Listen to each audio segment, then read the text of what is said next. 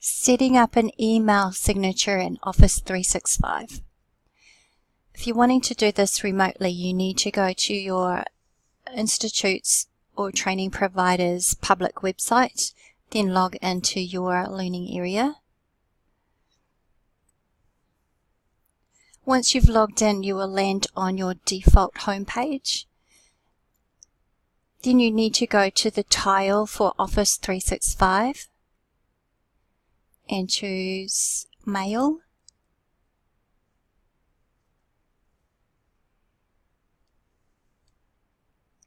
Then up on the right hand side there's a cog.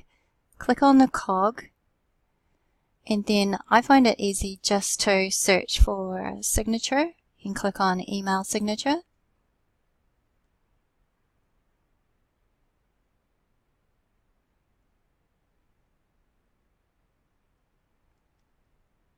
Place a tick in both boxes and then set up your email signature. So once you've set up your signature, then you can click OK. Inside this box you can highlight each of the text, you can change the font style, you can change the font size, and you can change the color